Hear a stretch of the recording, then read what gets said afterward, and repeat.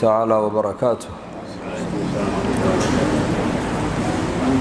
الحمد لله رب العالمين،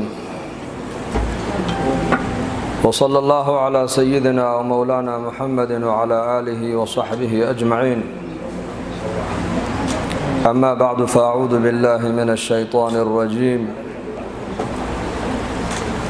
واذكرن ما يتلى في بيوتكن من آيات الله والحكمة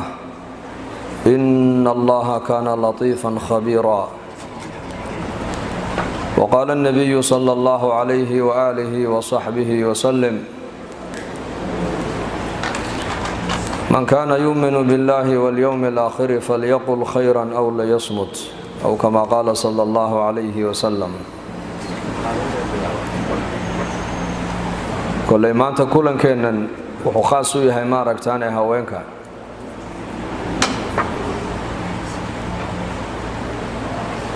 gabadha muuminadda ee muslimadda makaanadee bay diinta islaamka ay ku leedahay? halkee diinta islaamku ay dhigtay? maxaase laga rabaa haweeneyda muslimadda? maxaase laga rabaa? halkeese nolosha bini aadankana ay haweenku ay kaga jiraan? ilaahay casa wajalla haweenka si gaaruu ilaahay u ammaanay oo qur-aankeenna kariimka ah haddaad maqasheen suuratu ibraahim iyo suuratu muxamed iyo suuratu yuunus iyo suuratu yuusuf iyo suuratu nuux iyo suuratu huud, kadalika qur-aanka waxaa laynoogu sheegay suuratu maryama. bal qur-aanka kuma taalo suurad loogu magac daray suurat arijaal, laakiin waxaa ku taala suuratu nisaa.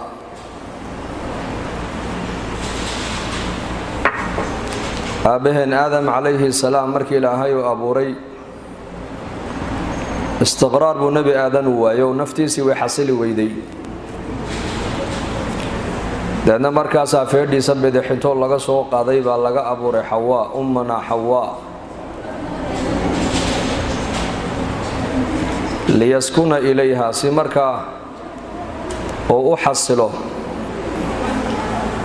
maqaasida maaragtaane zawaajka waxaa ka mid ah in labada qof ay isku xasilaan. haweenku keligood ma noolaan karayaan, ragguna keligood ma noolaan karayaan.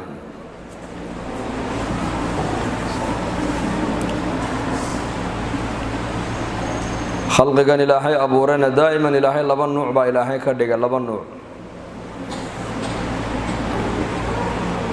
wakhalaqnaa min kulli zawjayni lacallakum tadakaruun baa ilaahay yidhi. khalqigan adduunyada aan arkayno oo dhan mid walba waa laba nuuc weeyaan,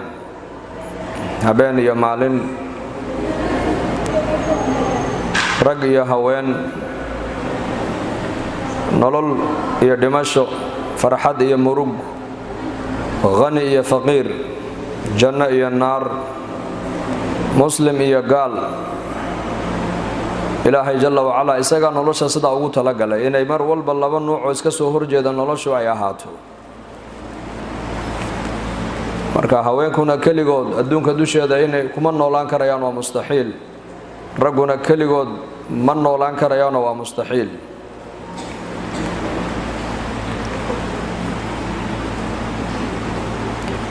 markaasaa kaalinta haweenku nolosha ay kaga jiraan baa weliba muhiimad gaara la siiyey. limaada? lianna warshadda bini aadanka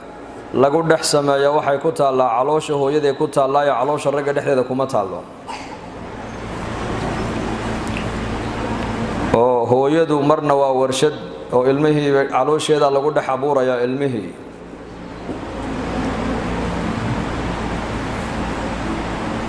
qur-aanka ilaahay noogu sheegay: walaqad khalaqna alinsaana min sulaalatin min tiin uma jacalnaahu nudfatan fii qaraarin makiin uma khalaqna nudfata calaqatan fakhalaqna alcalaqata mudqatan fakhalaqna almudqata cidaama fakasawna alcidaama laxma uma ansha'naahu khalqan aakhara فتبارك الله أحسن الخالقين جل جلاله. الله أكبر.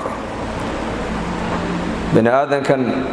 أبوركيسي هراء إلهي وحان كسمين الطين نوبا أيان كسميني والنبي آدم عليه السلام عرض النبي آدم لقى أبورين 40 سنة ملائكته مدى ملك سوقاديين 40 سنة نباليد والله لاقيو والله اسكول لاقيي 40 سنة نباليد والله صوري أو صورك آيات تاقنايو وإنقيقيي مركاسا إلهي بقولي 40 سنة كذب أيا النبي آدم عليه السلام روح لقو أفوفي آدم أبوركيسو هالكاسا لصومريي أما بشر ككلا أودن بني آدم ككلا أودن إلهي وحيري وحن كسمين با إلهي النطفة بيها يرى اسكو تغايا بيها سوما ركتاني هاوينك يرقى لبضو بأي كإيمانيان والرحمك أي كل ميان أيا قفك بني آدم كاللغا سميي حديث كي صحيحة هان النبي وكيلها أفرتن كهرما ركتاني والنطفة وعن دوفير أو ميلتها اللو الرحمك دحتها اللو ويان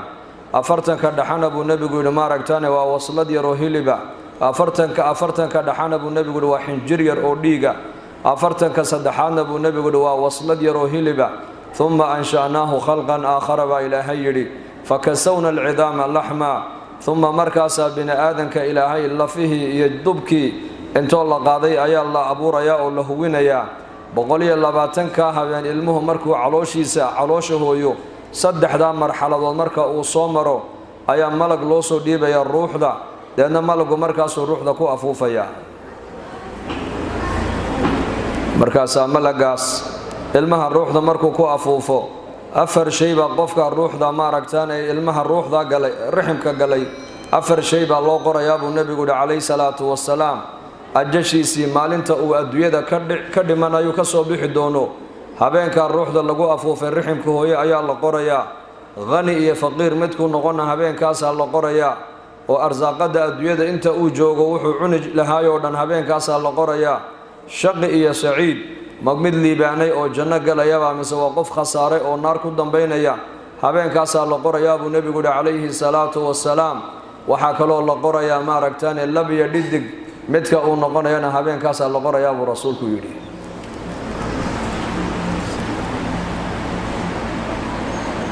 لأن مركز رحم كاسي كما يالا أبها علوشيسا كما دحيالا هو يدا علوش يدو كو دحيالا لأن مركز هو يدو هل كاسي حوشو أي كغب بلاميسا متك با كو بلاميا لفقرع با كو بلاميا وحكستا أو أوريا مركز عرفيكي ودقونا بيواييسا لأن مركز يصدح بلوض ودن هو يدو أي قلقلانيسا لأن الرحم كي دحديدا خلق وحا لغو أبوريا بشر بني آدم با لغو أبوريا وهاوينكو مرنا ومصنع وورشد ويان سقالكا بلوضة علمها علوشة أي كسدو وبين الحياة والموت بين هذا العلماء هاوينكو نلول يجيري انت أرد حيث أي كجران وولولي والبهار وحي مر والبكاف مر ويفرح يسايا وحي لا دهي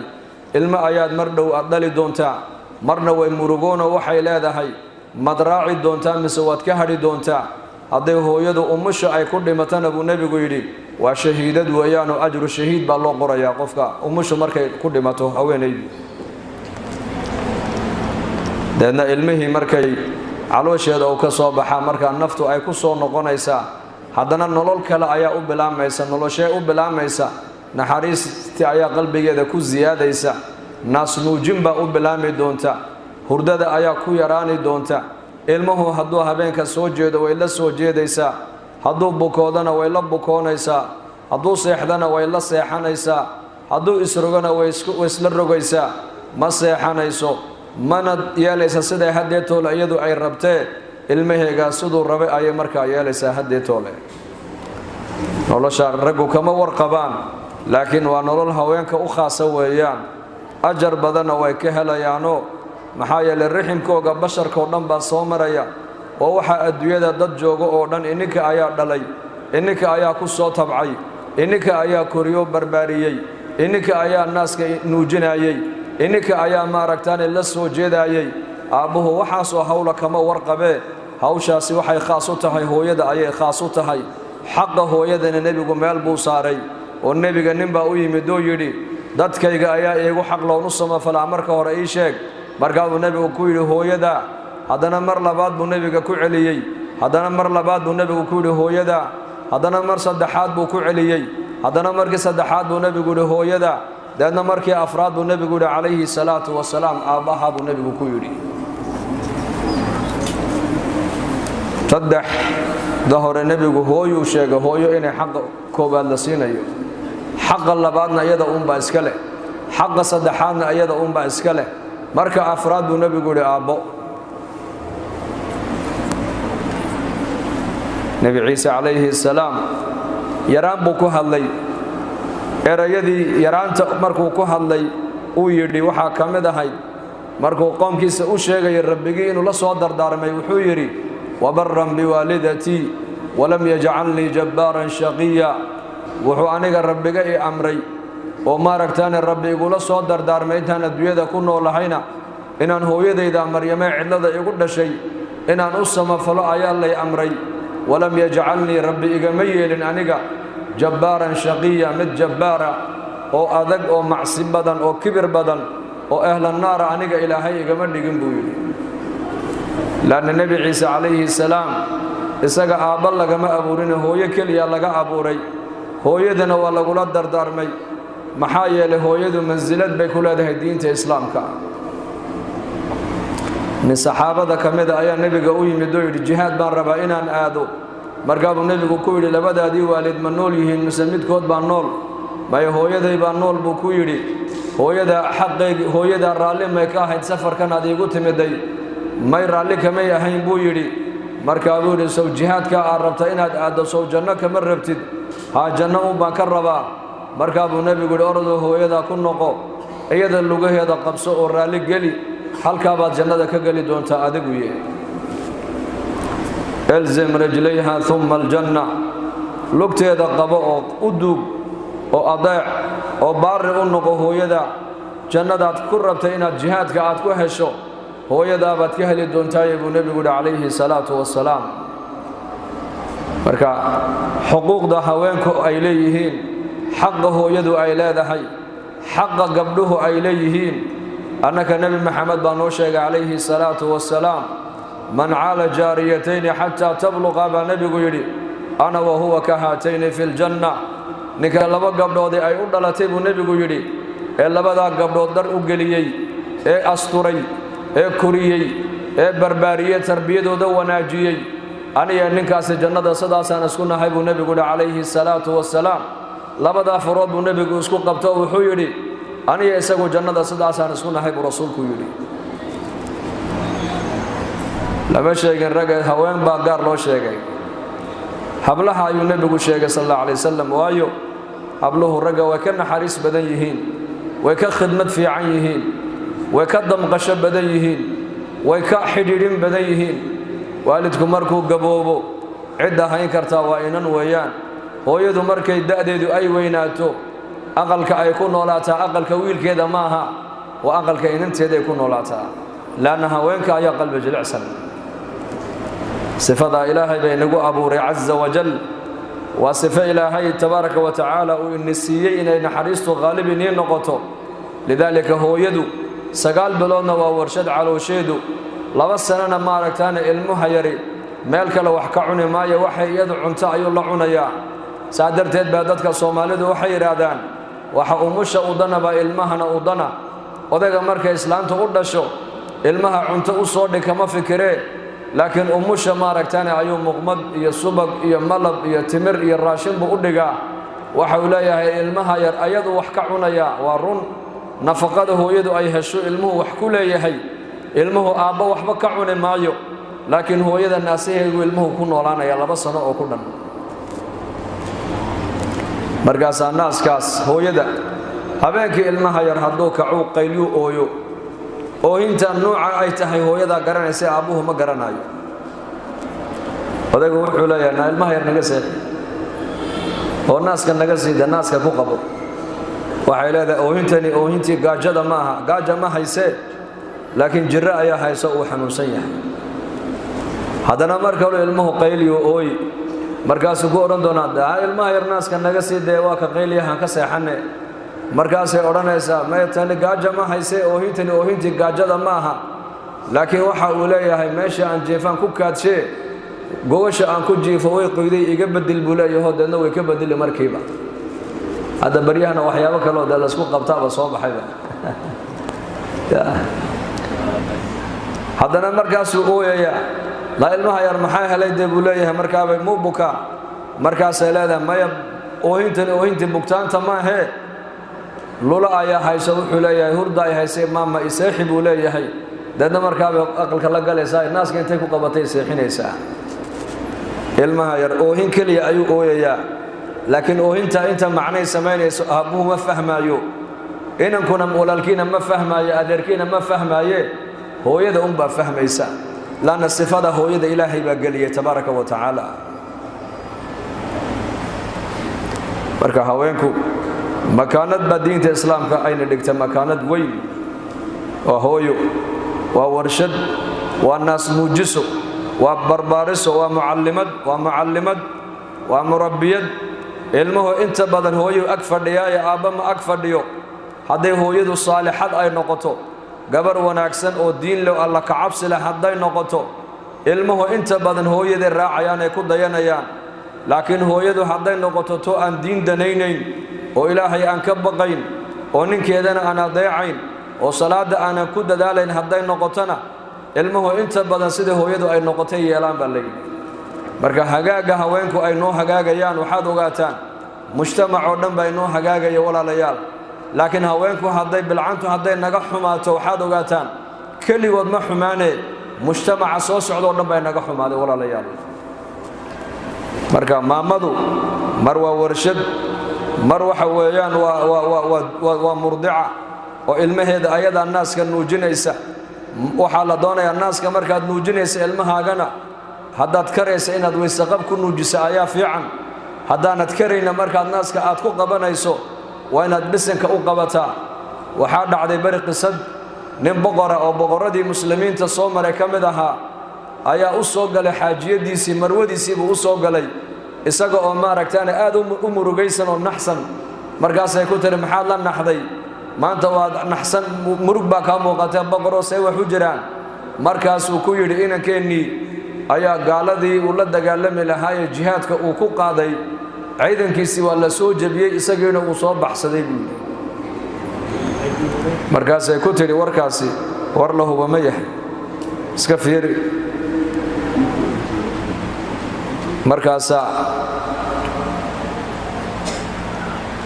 maalmo kadib haddana boqorkii oo waxaa qasriga soo galay aad u faraxsan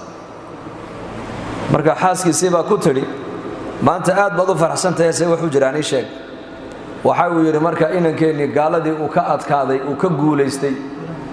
haniimo iyo xoolana uu soo qaatay uuna soo galay magaalada oo galabtuu soo galay uu soo socdaa deedna markaasay ku tidhi warkan dambaa saxa wuxuu yidhi adigu soo fadhiiso maalintii hore warka aan kuula imidana waad beenayso run been buu noqday warkan dambe maanta aan kuu sheegayna waa sax baa tidhee sidee wax u jiraan balii sheeg waxay tidhi inankaygaa curad maalintuu calooshayda uu galan caloosh riximkayga aan ku hubsaday ilma inuu galay luqmad xaaraana afka inaan geliyaan ka ilaaliyey tidhi maalintii aan dhalayna markii aan daahirsaday tidhi naas ma nuujin ilaa naaska waxaa nuujinayay bay tidhi anoo weyse qabay tidhi marka cunuga tarbiyadiisii halka aan ka soo bilaabay inuu gaalo ka soo baxsadaa waa mustaxiil bay ku tidhi waa mustaxiil aabbuhu sidaa wax uma ogaan karo laakiin hooyada u og hooyadu hadday hagaagsan tahay ilmuhuna uu hagaagi hooyadu hadday ba'naatana ilmuhu uu ba'naan laba qisadoodu mar horena waan ka hadlay dhagaysta labadaa qisadood qur-aanka ilaahay ku sheegay tabaaraka wa tacaala waa qisad nebi nuux reerkiisa ka dhex dhacday iyo qisad nebi ibraahim calayhim assalaam reerahooga ka dhex dhacday labada nebi waa laba rusul ulul casmi bay ka mid yihiin nebi nuux qisada ku dhacday waxay ahayd qoomkii isaga loo soo diray waa la halaago waa la baabi'iyey islaantiisiina waa lagu daray inankiisii curadna waa la halaago waa lagu daray bal u fiirso waliba nebi nuux calayhi salaam markii qoomkiisa la halaagayey ilaahay baa u waxyoodoo ku yidhi an isnaci lfulka biacyunina doon samaysa baa lagu yidhi markaasuu nebi nuux doonta wuxuu ku dul sameeyey buur dusheeda markaasaa lagu yidhi adiga iyo dadka mu'miniinta ee ku raacay doontaa fuula khalqiga ilaahay abuuray ee arlada joogana lab iyo dhidig ka saar doontaa wixii aanan fuulin oo dhan waa la halaagi baa lagu yidhi nuux calayhi salaam markuu muslimiintii doonta uu ku guray khalqiga adduunka joogayna loo dhawaaqeen la yidhi laba iyo dhidig ha ka fuulaan ayaa inankiisii curad buu u yeedho wuxuu ku yidhi yaa bunaya arkab macanaa walaa takun maca alkaafiriin inankaygiioo doonta nala soo fuul kaafiriinta maanta macooda ha noqon maxaa yeelay adduunyada halaag baa ka dhacayo kaafiriinta waa la halaagayaa yaa bunaya arkab macanaa walaa takun maca alkaafiriin wiilkaygii yaraayow nala soo fuul doonta kaafiriinta macooda ha noqon laakiin inanku jawaabtuu bixiyey dhegayso qaala sa'aawi ilaa jabalin yacsimunii min almaa qaala laa caasima alyowma min amri illaahi ilaa man raxim waxaala baynahuma almawju fakaana min almughraqiin markaasaan inan nuux baa hadlo wuxuu yidhi buurtaa dheer baan ka fuulayaa biyaha imanaya aad sheegayso nuux baa u jawaabo ku yidhi laa caasima alyowma min amri illaah maanta amarka ilaahay cid ka badbaadaysaa ma jirto cid ilaahay u naxariistay mooyaane cid kale ma badbaadaysee maaha nebi nuux wuxuu yidhi biyaa imanaya bal amar ilaahay baa imanaya adduunka amar ilaahay baa imanaya maanta ciddii ilaahay u naxariista amarkaa ka badbaadaysee anu waxaanad ogayn baan ogahay buu ku yidhi doontaa ila soo fuul buu ku yidhi walaa takun maca alkaafiriin kaafiriinta macooda ha noqon ayagoo markaa wada hadlaaya ayaa biyihii iyo mawjkii iyo hirarkii biyaha dhex maray duufaankii deedna inankiisii uu qarqoomo halkiiba ku halaagsamayey nebi nuux markuu arkay inankiisii oo la halaagay ilaahay buu baryo wuxuu yidhi wanaadaa nuuxun rabbah qaala rabbi inna bnii min ahlii wa inna wacdaka alxaqu wa anta axkamu alxaakimiin qaala yaa nuuxu innahu laysa min ahlik innahu camalun gayru saalix falaa tas'alnii maa laysa laka bihi cilm innii aciduka an takuuna min aljaahiliin nebi nuux baa loo waxyoodoo lagu yidhi yaa nuux kani ehelkaaga ka mid maahin baa lagu yidhi camalkiisu ma wanaagsanayn oo ma wanaagsan maxaa looga jeedaa ilaaha ku abuuree ku soo dirtay ma rumaynin adigana shareecaddaada iyo diintaada iyo nebinimadaada ma rumaynin markaa ehelkaaga kani ka mid maahina baa lagu yidhi waxaanad aqoon iyo cilmi u lahayn hay weydiin baa ilaahay ku yidhi sidii baa inankiisa markaa lagu halaagay qisadii waa taas aabbo ayaa cunugiisii ugu yeedhaya inuu badbaadiyo oo cunugiina iska diidan yahay qisada labaad waxa weeyaan waa qisadii nebi ibraahim calayhi salaam iyo wiilkiisa ismaaciil dhex martay ismaaciil markuu ibraahim uu soo galay maka waxaa amar lagu siiyey inankaaga ismaaciil qaado xagga ula kacbaa lagu yidhi jamaraadka dhagaxtuurka laga tuuro xajka mine ay ku taallo sida neefka xoolaha loo birayo inankaaga u soo biree waa waxyi weeyaan ilaahay baa u waxyooday markaasuu isa soo raaceen halkaa markay joogaan uu faraskii ka dhaadhacay ibraahiimu ismaaciilna ka dhaadhiciyey ayuu ku yidhi yaa bunaya falammaa balaga macahu sacya qaala yaa bunaya innii araa fi lmanaami annii adbaxuka fandur maada taraa qaala yaa abati ifcal maa tu'mar satajidunii in shaa allahu min alsaabiriin halkaa markay wada joogaan buu u sheego wuxuu ku yidhi waxaan ku manaamay anigoo ku biraynaya sida neefka xoolaha loo biraya kuu biraynaye bal ka tala bixi buu ku yidhi arrinkaa maxaad ka qabtaa maxaad se odhan lahayd yarkii yaraa jawaabtuu bixiye dhegayso qaala yaa abati ifcal maa tu'mar buu ku yidhi aabbahaygii wanaagsanaayow amarka lagu amray adigu yeel oo buuxi anigana waxaad arki doontaa buu ku yidhi inaan ahay mid adkaysto oo sabir badan inaan ahay insha allah ayaad arki doontaaye adigu amarka ilaahay buuxi buu ku yidhi kii hore nuux inankiisa wuxuu ugu yeedhayay inuu badbaadiyo waa iska diiday ibraahim calayhi salaam inankiisa wuxuu ugu yeedhay inuu gowraco uu sida neefka xoolaha loo bireeyo uu u bireeyo ugu yeedhay uu yeelo wuxuu ku yidhi aabba amarka ilaahay buuxi anigana waxaad ii heli doontaa inaan ahay mid adkaysto sabir badane waxaa la yidhi maxaa labada ubad u dhaxeeya labada ubad maaha farqigu waxa weeyaan waa labada hooye labada ubad kala dhashay weeyaan farqigu nuuxna waxaa dhashay islaan gaalnimadeeda qarsanaysay oo mushrikad ahayd oo ilaahay aanan aaminsanayn oo nebi nuux dacwadiisa iyo risaaladiisana ka horjeeday ayaa wiilka nuuxna u tarbiyadaysay ibraahimna waxa u tarbiyadaysay inankiisa ismaaciil waxa u tarbiyadaysay haajara u tarbiyadaysay hooyo markii ibraahim uu cillo kaga dhaqaaqay tidhi ma amar ilaahay baad nagaga tagtay markaasuu ku yidhi haa markaabay tidhi ilaahay nama dayacaya iska soco hooyo ilaahay ku xidhan baa kana barbaarisoo tarbiyadaysay ka kalena waxaa tarbiyadaysay hooyo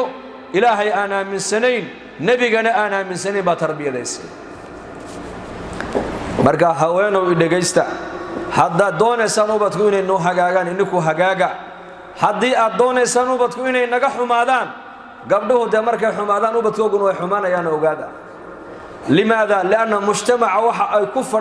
fadhiya waa ininka weeyaan dugsiga ilmo kasta uu ka soo baxayo hadduu sheekh yahay hadduu shariif yahay hadduu madax yahay hadduu faqiir yahay hadduu qani yahay hadduu dhakhtar yahay hadduu injineer yahay waxaa dad maanta magaalada dhex socdo oo dhan mid aynan hooye korinin ma jiro mid aynan hooye tarbiyadaynin ma jiro mid aynan hooye maaragtaane dhabtiisa ku qabanin ma jiro hagaagga aad hagaagtaan haweenow mujtamac oo dhan baa inoogu hagaagaya xumaanta ama ba'naanta bilcantu ay naga ba'naato waxaad ogaataan mujtamac oo dhan bay naga xumanaya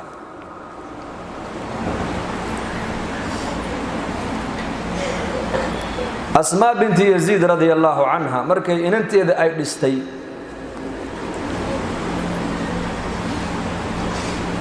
laylatu zafaaf habeenkii inanteeda ay hoynaysay dardaaran cajiibay siisay waxay ku tiri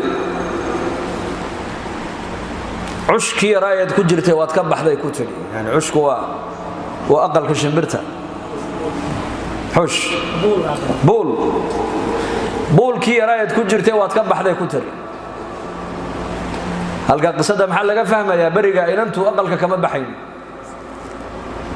inta aynan qaan gaadhin way khidmaynaysay dibadday u baxayso loo diranayay laakiin mar hadday inantu qaan gaadhay baaluqdo albaabka kama baxayn inay hooyadeedii dibadda wixii looga baahan yahay aabbaheed iyo hooyadeed iyo walaalkeed baa u soo qaadi jiray u soo adeegi jiray iyadoo aqalka kama baxayn aqalka waxay ka baxaysaa inanta maalinta la meheriyo ayaa ninkeedu intuu gacanta qabtuu la baxayaa waa halka culimmadu ay yidhahdaan saddex aqal bay haweenku leeyihiin aqalka koowaad waa aqalka aabbaheed iyo hooyadeed aqalka labaadna waa aqalka ninkeeda aqalka saddexaadna waa qabrigeeda saddexdaa aqal bay haweenku leeyihiin afar aqal afraad haweenku male ay u baxaan male haba yaraatee haweenkeenna suuqa jooga sax maaha raggu inay suuqa joogaan weeyaan raggu suuqa waa inay ka adeegaan hooyada iyo inantu waa inay aqalada fadhiyaan maxaa yeelay haweenku way jilicsan yihiin in dibadda iyaka loo ogolaado maahina waa in la ilaaliyo aqalka lagu ilaaliyo oo aqalka lagu dhex xanaaneeyo oo adeegga dibadda ragga ayaa iska leh haweenku adeegga aqalka dhexdiisay leeyihiin iyaku mas-uuliyaddu waa mid bannaanka iyo mid aqalka dhexdiisa ta bannaanka ragga ayaa iska leh kasbiga raggaa laga rabaa aqalka ijaarkiisa raggaa laga rabaa dharka haweeneedu xidhanaysa ragga ayaa laga rabaa masaariifta reerka ragga ayaa laga rabaa oo nebigu calayhi salaatu wasalaam waa kii lahaa faranka dirhamka aad miskiin aad siinaysid iyo dirhamka maaragtaanay addoon aad ku xoraysay iyo dirhamka maaragtaanay ilaahay diinkiisa aad ku bixisay iyo dirhamka maaragtaanay reerkaaga aad ku nafaqaynayso dirhamka reerkaaga aad ku nafaqaynaysaa ajar badan oo ajar weyn ilaah agtiisa buu rasuulku yidhi waa fadaa'il nebigaa noo sheegay sal alla alay wasalam marka gabadh haweenku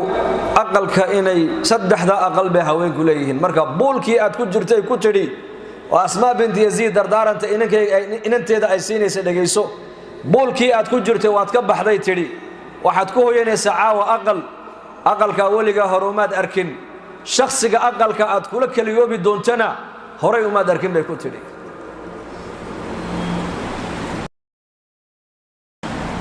shakhsiga aqalka caawa aad kula keliyoobi doonto caroosadu carooskay la keliyoobaysaa waxay tidhi ninkaadaas haddeetoola mas-uuliyaddii isagaa la wareegee laakiin waxay ku tidhi indhihiisa ilaali waxay ku tidhi indhihiisa ilaali oo sankiisa ilaali oo dhegtiisa ilaali dhul u noqo cir buu kuu noqoni hooyo u noqo aabbuu kuu noqoni walaashii oo kale u noqo walaalkaayoo kale ku noqonaya hooyo u noqo sida hooyadu ilmaha ugu naxariisato ninkaaga haddaad ugu naxariisato sida aabbuhu ilmihiisa ugu damqado uu u biiliyo u dhaqaalayo isaguna kuu dhaqaalayn walaashii oo kale u noqo walaashu walaalkeeda way jeceshahay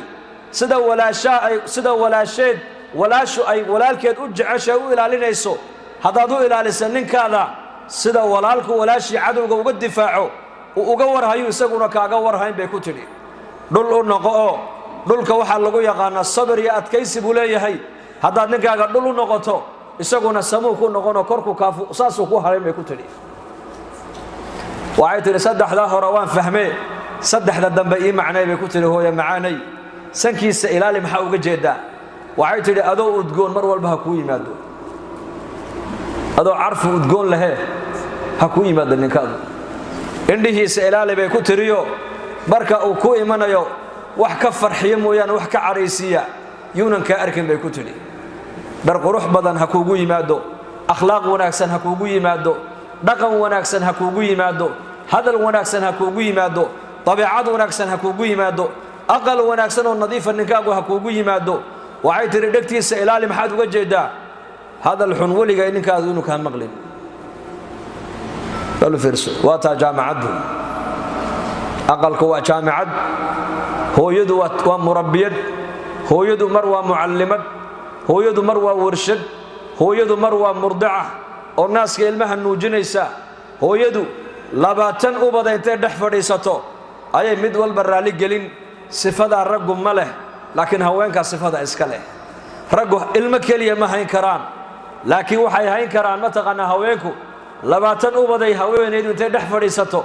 ka bukana dawadaysiin ka gaajoonaya cunadaysiin ka dharka u baahan dharkay ka badili ka isku kaadsa kaadida ka biini maca dalika haddana odaygeegiyo hurdana quraac iyo biyaha iyo shaahay u diyaarin iyadoo sooman walibana ay intaasoo dhanna maalintii qada u karin waa yar daadii lagu soomay iyo kuma gaadhin waa 2 jir waa 3 jir waa 4 jir waa 5 jir waa 7 jir waa 8 jir mid walba quraacii bay siinaysaa qadadii bay siinaysaa odaygu laga yaabaa maalintii inuu saacada ka seexdo marka uu sooman yahay haddana 10 kaloo afurayso aqalka ku afuri doonta cashadoodii iyo afurkoogii iyo biyahoogii iyo shaahoogii iyo cuntadoodii bay haddana hooyadu diyaarinaysaa sifada raggu ma yeelan karaan hooyada uunbaa leh khilaafadii cumar ibn khataab radiyallahu anhu ayaa nin bay xaaskiisu hadal adag ay ku tidhi dana ninkii baa yidhi cumar ibn khataab haweenaydan wixii laga yeeli lahaa ka talageliyo kala tasho dana markaasuu u yimid cumar ibn khataabo isaga laftigiisii aqalka dhexdeeda lagu haysto la canaananayo markaasuu ninkii bannaanku ka maqlay cumar oo laftigiisa la haystaba wuxuu yidhi adiga hadalkii lagu lahaa waaba fududaaye hadalka cumar lagu leeyahay culayskiisa maleeg buu yidhi cumar bay balaaya haysataaye ta adiga ku haysataaba la qaato yidhi ta cumar haysta waaba culays batiisu aayar buu iska noqday baa la yidhi ninkii cumar baa markaa maqlay shanqadhiisii cumar uu soo baxay ninka iska socduu arkay waa u yeeray war kaale maxaad doonaysaa maxaa u socotay ii sheeg wuxuu yidhi wixii aan la socdayba wax ka daran adiga ku haystay buu yidhi maxaad rabtay dee xaaskaygii baan rabay inaan kaala tashado hadallo aan fiicnayn bay igu tiraahdaa si aan wanaagsanayn bay iila dhaqantaa dee markaan arka adiga sida lagula hadlaayo taydii waxayba noqotay buu yidhi sheekhad bay noqotayba marka cumar ibn khadaab ayaa ku yidhi sida aniga layla hadlayay maad maqlaysa haa waan maqlaayay buu yidhi wuxuu yidhi dhegayso fadhiiso 3 dab oo raggu aynan hayn karin bay dumarku naga hayaan shahwada raggu waa dab ayakaa inaga haya buu yidhi dherigu waa dab ayakaa dheriga inoo kariyo raashinka inoo kariya ubadka hayntooduna waa dab inakuma hayn karna ayakaa haya marka maalin markay nagu yar qayliyaan nagu qarxaan waa iska sabraynaa iska soco buu ku yidhi dadkaasi cajiib bay ahaayeen dad waxay ahaayeen uu nabi maxamed uu dhisay calayhi salaatu wasalaam asmaa binta abi bakr sidiiq radiyallahu canhum ayada hooyadeed aabaheed dhammaan raalli allah ka wada noqdee ayaa u timid aabaheed abi bakr sidiiq radiyallahu canhu waxay kaga ashkatoonaysaa ninkeeda zubayr ibn cawaam waa nabiga inaabtigii weeyaan waana 10kii jannada loo bishaareeyay nin kamida weeyaan markaabay tiri aaba Zubayr hal layga furo oo ninka hal layga fasaxo waayo waxay tiri uu idilaa marka labaadna waxay tiri xagga gacantana waa ku adag yahay wax bixinta oo masaariif ugu filan ima siiyay tiro dharna iima iibiyo dharka igu dulgoogo ay arag bay ku tiri marka Abu Bakr Siddiq sidaas uu eegay inantiisii Asmaa lama ooyin kama nixin wuxuu ku yiri aaba Zubayr ma taqaanaa cidda uu yahay waa nabi Maxamed alayhi salaatu wasalaam ina abtigi weeyaan waana tobankii jannada loo bishaareeyay nin kamide aaba ninkana janno u socdaa jannada hal la gashide iskaga sabir buuri nolosha adduunyada waa yar oo kooban wax dhis dadkaas waxbay dhisayeen dadka zamankeena ka warrama sida wax loo dhiso iyo sida wax loo dumiyo midkee Soomaalidu taqaana sida wax loo dumiyo xariifiye ku nahay sida wax loo dumiyo raggoogi haweenkoogu waxay haayeen dad wax dhisay haayeen dad wax dumiya ma hayn lana mujtamac nabi Maxamed baa dhisay alayhi salaatu wasalaam nabi Maxamed caalamka diyaaradana kuma soo kordhin maraakiibna sida loo sameeyay kuma soo kordhin petrolka iyo naftada arlada ku jirta sida loola soo baxana kuma soo kordhin daymanka sida loo baarana kuma soo kordhin nabi Maxamed alayhi salaatu wasalaam hubkan wax gumaade adduunka gaaladu ay sameysatana kuma soo kordhin nabi Maxamed wuxuu ku soo kordhiyay caalamka sida dadka bini aadamka loo islaaxiyo looga shaqeeyo loo dhiso ee dadku dad wanaagsan u noqdaan buu nabigu ku soo kordhiyay caalamka dad wanaagsan buu ku baaray adduunka dad wanaagsan dad ilaahay yaqaana oo rasuulkiisa yaqaana oo bini aadamka xuquuqdooda yaqaana oo meeshay ka yimaadeen yaqaana maqsadkii loo keenay adduunka yaqaana meeshay u socdaanna yaqaana cidda samaysatay keentayna yaqaana dadkaasuu nabi Maxamed adduunyada ku soo kordhiyay dad wanaagsana dad ilaahay yaqaano akhlaaq wanaagsan leh oo naxariis leh oo cadaalad leh oo kala dambayn leh oo maxabba leh oo ixtiraam leh oo isku damqanaya oo isku naxariisanaya dadka Abu Nabi Maxamed adduunyada ku soo kordhiyay alayhi salaatu wasalaam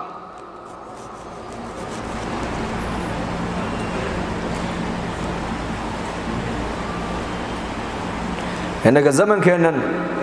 dad badan waxay leeyihiin horumar baa la gaadhay waa zamankii horumarka may horumar ma gaadhin bal zamankan waa zamankii dib u dhac weeyaan dib baan u dhacnay hoos baan u dhacnay hoos horumar waxa gaadhay mujtamacii magaalada Madiina ku nool oo nabi Maxamed uu dhisay uu tarbiyadeeyay waa mujtamacii asxaabu Muhammad sallallahu alayhi wa sallam man kana mustannan falyastanna biman qad mata cidii cid ku dayanaysa buu yiri ibn Mas'ud ragga dhintay ha ku daydaan raggee Abi Bakr iyo Umar iyo nabi Maxamed saxaabatu rasuulillaah ha ku daydaan dad buu nabi Maxamed intuu dhisay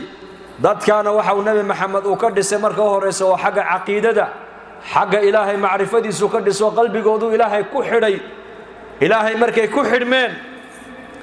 ayaka dhaxdoodina waa isku xidhmeen oo qof walba qofka kale xaqiisi buu siiyay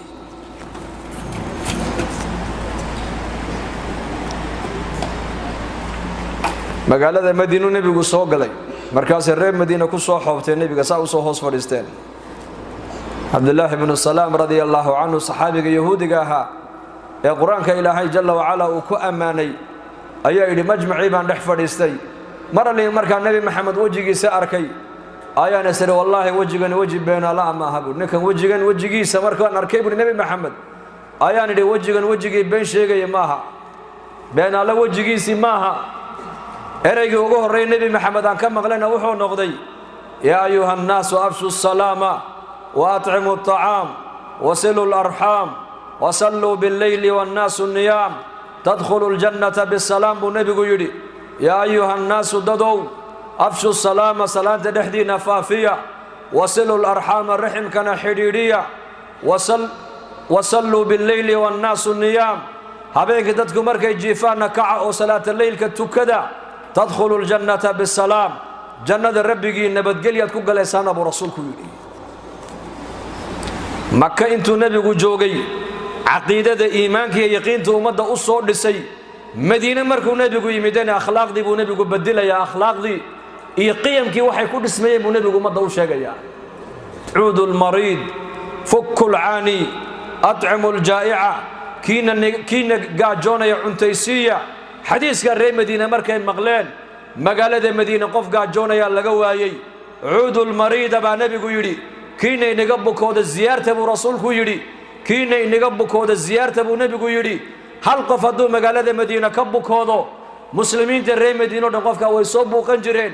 magaalada madiina qofka qariibka ku cusub waxa uu moodi jiray in qofkani magaalada madiina dadka ku nool oo dhan ay qaraabadiisii ay tahay qaraabana maysan ahayn islaamnimay ku xidhiidhinayeen oo axaadiista nabiga ku dhaqmayeen iyaku halka inagu axaadiista nabiga dhegta aan ka maqlayno ta kalena aan ka saarayno aqoontiya macluumaadkiina maanta ay noo bateen laakiin ku dhaqankii diinta nolosheena uu maalinba maalinta ka dambaysa uu sii yaraanayo iyo kana noloshooda maalinba maalinta ka dambaysa waxa kordhayay ku dhaqanka diinta ay ku dhaqmayaan baa kor u socda iyaka نحن إلى قليل من الأدب أحوج إلى كثير من العلم عبد الله بن مبارك بأورنجري آداب يرأو كوبانون هلو يعني الدين تإن يرون كبرنو أو كدقنو أيانو قباهي بدنهي إن بدنون برنو أو عمل فلي وينو زمن كوغا إيكا عمل فلك الدين تأيا غالبها هلك الزمن كيننا مانتا إنك معلوماتك أي غالب نون نقدين عود المريض كين أبوك زيارة أبو رسولك يدي أطعموا الجائعة كقاجونين عنتيسية جار كدركسن بو نبي يدي جار كيسونا أي قاجونا يعني إيمان ملا أبو رسولك يدي لكي سقو دركسن جار كيس أنكور قبل حالة دي كل جيران إيمان ملا أبو رسولك يدي جار كاغا وحتر هذا وحتر ويلنين الشركاغا هكا نبات قلان ونفي النبي قفك الشركيسة جار كيسو كان نبات قلي وايان قفك إيمان كيس النبي ونفي وترتري ضاربو نبي هور مريو وحيري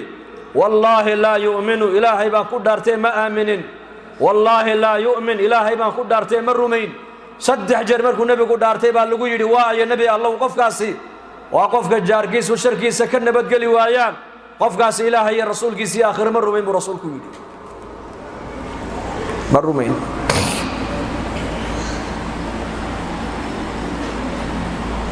جاركاغا وحتر ويالو حبادو تري ويدي دفي أديك كاوايين جاركاغو دبت هذا هكا نبات قلان بس نصحابة نبيك كمدا أيا نبيك كويري قبل هبلايو اللي يدابا درس كيغا صلاة بدن way tukataa soon badanna way soontaa laakiin jaarkayga carabkayga ku dhibtaa buu ka yidhi markaa buu nabigu sallallahu alayhi wasallam yidhi hiya fi an-nar taasi hadday sidaa ku dhimata naar bay ku dhex jirtaa buu rasuulku yidhi ninka loo saxaabiya hadloo yidhi anigana gabadh heblaayo la yidhaahba dariskayga salaadeedu ma badno soonkeeduna ma badno macnaha shanta waqtay tukataa رمضان كبشار رمضان ويكسونتا لكن جاركيغا ما دبته بو يدو عربكيدا كوما دبته كور النبي الله مرقا ابو نبي يقول تاسي جنة يكون جرتا بو جنة دين في عنيدو صلاة بدن ماها صوم بدننا ماها دين في عنيدو وحويان دين وناق وحويان من حسن إسلام المرء تركه ما لا يعنيه diintaada wanaaggeega waxa lagu garanayaa ma la yaaniga inaad ka dheeraataa diintaada wanaaggeega waxa lagu gartaa lagu qiimeeyaa akhlaaqdaada wanaagsan baa lagu qiimeeyaa diin wanaaga qofka uu leeyahay waxa lagu gartaa xalaal cun qofku markuu yahay diintiisu qofkaas waa diin qiimo leh oo tayo leh weeyaan man ya'khudhu anni haula'i al-kalimat fay'amalu bihinna أو يعلم من يعمل بهن أبو نبي صلى الله عليه وسلم شان تاكل مدود أبو نبي آية إيقا قاذن أو كو عمل فلي أما السيب بري قف كو عمل فلا Abu Hurayra ayaa yidhi aniga nabi Allah shanta ka qaadanay ii sheeg markaa buu nabigu ka bilaabo wuxuu yidhi ittaqil maharima takun a'bada an-nas wixii ilaahay ka xarimay oo dhan ka dheerow arsaaqadu xalaal iyo xaraam bay kala leedahay wixii la xarimay ka dheerow baa nabigu yidhi dadka qofka ugu cibaado fiican ee ugu caabidsan baa noqonaya buu rasuulku ku yidhi warda bima qasama Allahu laka takun aghna an-nas arsaaqada inta rabbi ku qadaru ku qaybiyayna ku qanac qofkan dadka qofka ugu qanisan baa noqonaya buu rasuulku yidhi وحبا للناس ما تحب لنفسك تكون مسلما نفتادا waxaad la jeceshahay dadka kale la jeclow qof muslima oo toosan baad markaa noqonayay naftaada waxaad la jeceshahay dadka la jeclow muslim baad noqon واحسن الى جارك تكون مؤمنا jaarkaagana wanaag u sameey buu nabigu yidhi oo wanaaji oo hadal wanaagsan kula hadal oo dhaqan wanaagsan kula dhaqan qof mu'min oo iimaan la markaa noqoniye wala tukthir dhahika ba nabigu yidhi qosolkana habadsan qosol badnidu qalbiga ayay dishaabu rasuulku yidhi shanta dardaar nabi maxamed baa siya Abu Hurayra oo yidhi kuna amal fal dadka nasiibar buu nabigu say ugu amal falaan ama qofku amal fala gaarsi buu nabigu ku yidhi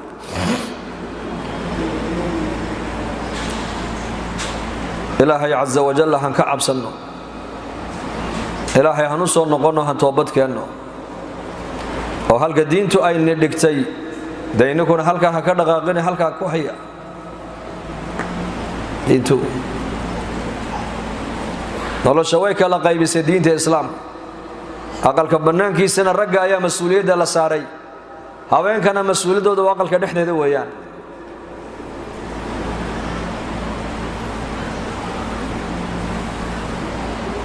حفصة بنت سيرين رحمة الله عليها إمام دنبي ولا الله قبضاس إمام محمد بن سيرين شيخ تعبير الرؤيا كتابه وحوليه تفسير الأحلام ليلى وهو عبر جل الريوينك ولا شيء ويان حفصة مركا لبات السنة بالليلي ما صلى دي دول اعتكاف يسمى صلى الله يكون دول تكتو سجادة دي لبا مرون بك كعيس لبا جر حاجة بني آدمكو أي ليه المركة قبطنا بيت الميقى قليسي إيا مركة ما ركتاني أي عنتا أي عنا سنة ويكا كعيسان ليلي لبات السنة دول واحد دول فرد دي سجادة دي داس هدي سيحاني سنة هالكا بكور سيحاني سي هدي تكوني سنة هالكا بكو تكوني سي مر قرآن أخرساتو يا مري تكتو لبات السنة بالليلي كمي بحن كمي دقاق المسألة دو شيدا مالكينا ويصومنتهي habeenkiina qiyaam leel bay u taagan tahay al-mu'minin Juwayriya radiyallahu anha ayuu nabigu habeen halkii salaata leelka ay ku tukanaysa iyadoo ku tukanaysa ayuu nabigu salaadii fajr buu ka dhaqaaqay deedna markaa buu nabigu masjidka tagay xilliga barqadii buu ku soo noqday barqadu waa xilligan oo kale aan joogno weeyaan markaasuu nabigu ugu yimid al-mu'minin halkay ku tukanaysay fadhidaa markaa buu nabigu ku yiri ma halkan kaaga tagaad wali joogtaa ha halkaad xalay igaga tagtay baan fadhiyaa bay ku tiri waa meeqa saac 7 saacadood ama 8 saacadood qiyaastii halkaa bay dul fadhideed ku cibaadeysanaysa maray quraan akhrisato iyo maray salaatu kato iyo maray ilaahay tabaaraka wa tacaala ay barido iyo maray dhikri samayso iyo maray istighfaar samayso markaa buu nabigu ka naxay calayhi salaatu wassalaam laana nabigu oo naxariis badnaa markaasuu ku yiri afar kalmadood oo 3 jeer oo kaliya aan ku celiyay ayaa amalka maanta oo dhan halka aad la fadhiday hadii miisaanka la saari lahaa kafada kale u dhigmi lahayd buu nabigu ku yiri subhanallahi wa bihamdihi subhanallahi wa bihamdihi adada khalqihi wa rida nafsihi wa zinata arshihi wa midada kalimatihi cibaadada ay ku daalayaan buu nabigu uga naxariisanayay inakana dharmeerka ayaa inooga naxariista dari karinta ayaa inooga naxariista waa kaas haweenkeenu subaxdii bay galayaan madbaxa baaqay ka soo baxayaan بعد العشاء ka soo bixi maalinta dharka aad maydhaysaana waxaa la moodaa aqalka hudheed in lagu dhexdaadiyo lagu dhex iibinayo xaajaadka waqtiga ku bixinayna yareeya xaajaadka waa inaan waqtiga yareyno hurdada yaree xilliga cuntada la karinaya yaree dharmaydhiga yaree dharmaydhiga sidaan u yaraynaynaa israafka nolosheenna ka ilaalinaynaa dhari karinta sidaan u yaraynaynaa israafkaan iska ilaalinaynaa cuntadeennu ha yaraato dharkan ayaanan ku israafine xaaje intaan ubadku u baahan yihiin baa loo iibiyaa mar keliya bas maanta dhaqaalaheennii oo dhan wuxuu ku baxay raashin iyo dhar iyo daawo daawada maxaa keenay ilmuhu inuu mar walba bukoodo waa raashin ka badanaan cunayna ayaa keenay saxaabada xaajadoodu way koobnayd laakiin cibaadadooda ayaa badnayd haween iyo ragba dhammaantood xaajaadkoogu way koobnaayeen laakiin cibaadadooda ayaa haalib ahayd iyaga marka ilaahay caza wajalla ayaa inoo nicmeeyey oo islaamnimada inagu deeqee dadkaasaa liibaanaha ku dayanoo dadkaas dad lagu daydo dadkaasaa ugu khayr badan qarnigii koobaad eeg haddaad ku dayan kari weyda qarniga koobaad qarniga labaad kaalay qarniga labaad haddaad haddana ku dayan kari weyda qarniga saddexaad kaalay saddexdaa qarni waa quruun almufadala waa saddexdii qarniya fadliga uu nebigu ku sheegay salafu saalixna waa saddexdaa qarni weeyaan waxa ka dambeeya oo dhan salaf ma aha oo atbaacu salaf baa la odhanayaa dadku hadday muslimiin noqdaan oo dadkaa saddexdaa qarni ay raacaanna waa dadkii salafka raacsanaa baa la odhanayaa ilaahay caza wajalla kuwii raacayna kuwa haynaga dhiga innaga dadkaasaan ku dayanno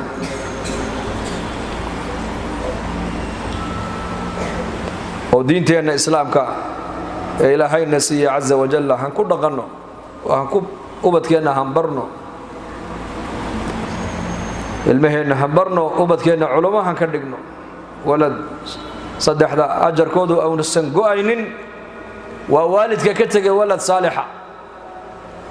iyo caalim cilm lagu intifaaca ka tegey iyo nin khaniya oo sadaqad jaariye ah ka tegey saddexdaa buu nebigu yidhi camalkoogu ma istaagaya wuu soconayaa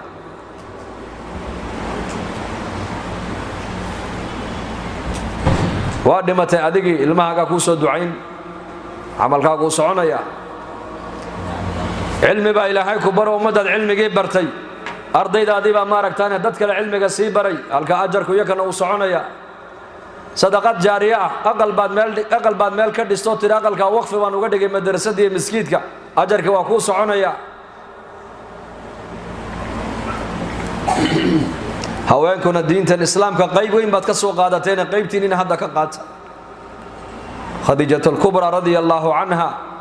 qof ugu horreeyey nebi maxamed rumeeye waa ummulmuminiin khadiija radia allaahu canha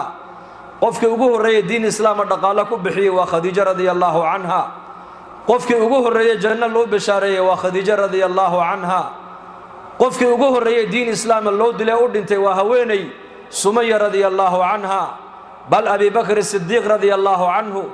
saxaabada ajiladooda oo dhan baa la yidhi sababta ay ku islaameen haween baa lahaa cumar haweeney buu sababteeda ku islaamay cusmaan binu cafaan radia allaahu canhu haweeney buu sababteeda ku islaamay dumarku diintan qayb weyn bay ka soo qaateen qaybtiina ininkuna ka qaata oo culummo soo saara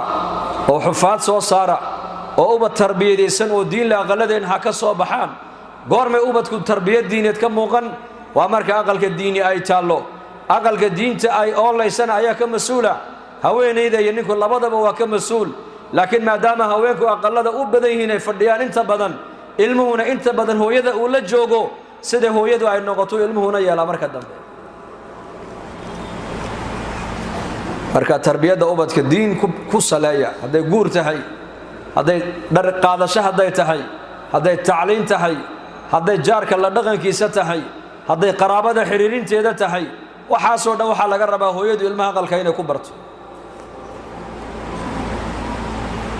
inantaadii baad dhisaysaa oo da'dii la guurinayay gaadhay soo egeeg adu ha ku oran adu gabadhaada u soo egeeg ninkaad u dhisayso waliba hooyadu inay wiilka u soo haasawdo weeyaan aabbuhuna inanta u soo haasawo ceebna maaha inaad tiraahdo qof wanaagsan haddaad aragto inantaydii way qaan gaadhay hadaad rabto diyaar baan kuulahay inaad tiraahdo ceeb maaha Umar ibn Khattab Abu Bakar u bandhigay Xafsa hadana Usmaan buu u bandhigay labadoodii Usmaan uu ka cudur daartay Abu Bakarna uu iska aamusay muddo yar kadib Xafsa waxa soo doonay Nabi Maxamed alayhi salaatu wasalaam inanta waa inay noqotaa aqalka hooyadeed inanta waa inay ku sugtaa calafkeeda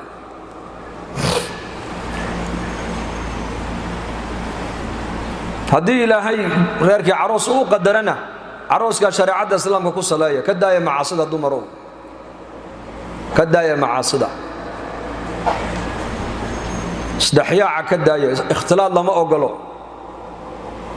rag iyo haween inay isdhex galaan lama ogolo haweenku iskood ha u farxaan wax shariicada waafaqsan ha ku farxaan lama diidano carooska rag iskii ha looga farxiyo wax shariicada islaamka waafaqsan ma aragtaanay ha lagaga farxiyo geeridii waa la mid guurkii waa la mid tarbiyadii ubadku waa la mid nolosha oo dhan waxa la doonay in lagaga daydo diinta islaamka laga qaato tacliin iyo tarbiyad kuwa diinta ku dhaqman Allah inaga dhigo insha Allah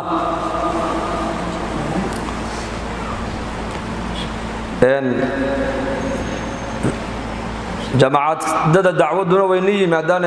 هلقا فايديستو ومستوراتك هللا بخو وهللا فريستو هوينكو هكو ددالان رغنا رغا هكو ددالان odayaashiina iyo wiilashiina soo saara oo dacwada u saara oo ilaahay dartii ha u baxaan haday islaaxaan ay hagaagaan ragu mujtamac oo dhan baa yakuna ay sabab noqonay in ilaahay noo hagaajiyo laana reerka ragga ka masuul haweenku ka masuul ma haduu ninku baanaado haweeneyduna way baanaan marka hagaaga ragga ayaa muhiim raggana waxa kaliya maanta ay ku islaaxi karaan waa inay mujtamacan ka dhaxbaxaan ilaahay dartii u baxaan kuwa diinta daneeyo ee diinta ku dhaqme ee diinta ku amal falana de Allah inaga yeelo wixii khayrna soo dhaxmarana ilaahay baa waafajiyay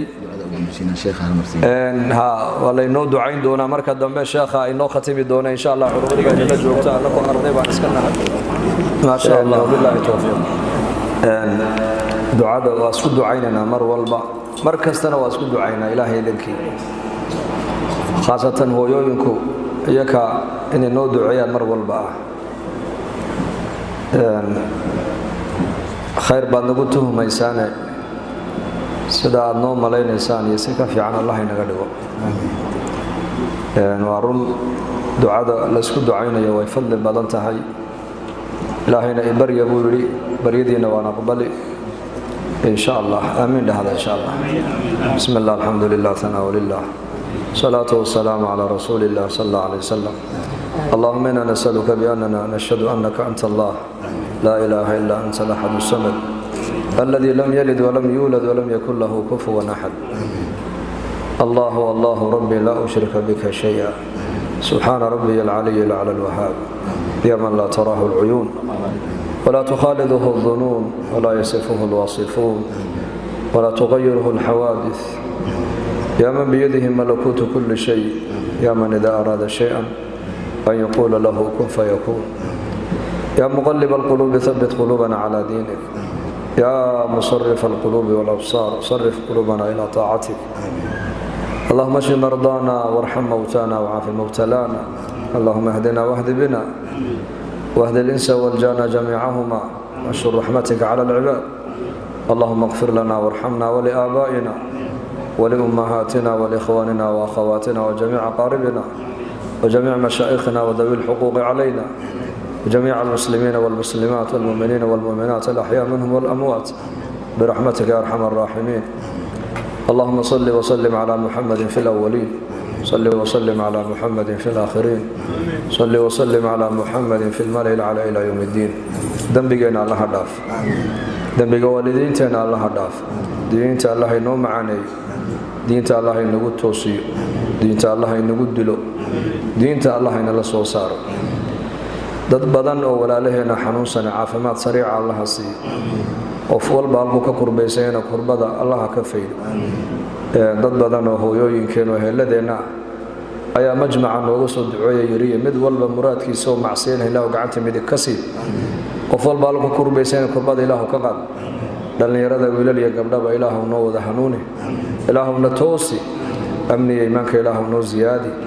muslimiinta meelay joogaana muwaafaqiya midnimo ilaahuna sii dhallinyarada wiilal iyo gabdhaba guur xalaal ah oo fudud ilaahow sii guur xalaal ah oo fudud oo degdega ilaahow sii ilaahow diin jacayl baa naga muuqatee waa diinteennii diintu waa diintayadii adaana siiyee ilaahow sidaa masaajidda aan u soo camirnay qalbigeegan ilaahow diinta ku camir nolosheeda sunnada nebiga ilaahow ku camir aqaladeedan ilaahow diinta ku dhaqankeega ku camir yaa allah isma hadayn karna ilaahow nahdee ilaahow amniga iimaankana noo ziyaadi amniga iimaanka ilaahow noo ziyaadi gaalada makrigooda ilaahow gudahooga ku celi muslimiintana muwaafaqiin midnimo ilaahow sii ربنا عليك توكلنا وإليك أنبنا وإليك المصير سبحان ربك رب العزة عما يصفون سلام على المرسلين والحمد لله رب العالمين